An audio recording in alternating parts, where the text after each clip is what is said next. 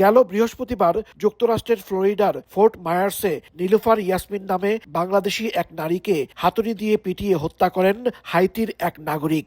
এক সপ্তাহ পর নিজ সামাজিক যোগাযোগ মাধ্যম ট্রুথ সোশ্যালে সেই ভিডিও প্রকাশ করে ঘটনার তীব্র নিন্দা জানিয়েছেন মার্কিন প্রেসিডেন্ট ডোনাল্ড ট্রাম্প।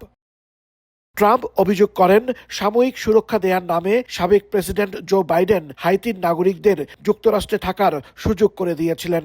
বলেন, সাময়িক সুরক্ষা কর্মসূচির অপব্যবহার করে ভিন্ন দেশের সন্ত্রাসীরা যুক্তরাষ্ট্রে ঢুকে পড়েছে। নিহত ইয়াসমিনের জন্য সবাইকে প্রার্থনার আহ্বান জানিয়ে শোক সন্তপ্ত পরিবারের প্রতি সমবেদনা জানান ডোনাল্ড ট্রাম্প। ঘটনার দ্রুত ও কঠোর বিচার নিশ্চিতের প্রতিশ্রুতি দেন তিনি। এদিকে ইয়াসমিন হত্যার নৃশংসতা ভুলতে পারছেন না প্রবাসীরা। হত্যাকারীর দৃষ্টান্তমূলক শাস্তির দাবি তাদের। ইয়াসমিনের মৃত্যু সত্যি আমাদের এই কমিউনিটির জন্য অনেক বেদনাদায়ক। আমরা ফোবানার পক্ষ থেকে এই ধরনের হত্যাকাণ্ডের তীব্র নিন্দা জানাই। এটার জন্য আমরা সবাই ভালো আইনি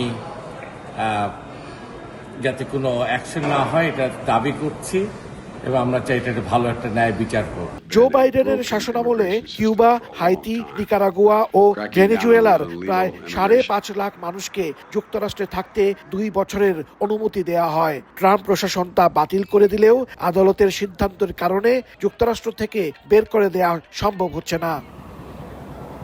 হাসানুজ্জামান সাকি, সময় সংবাদ, যুক্তরাষ্ট্র।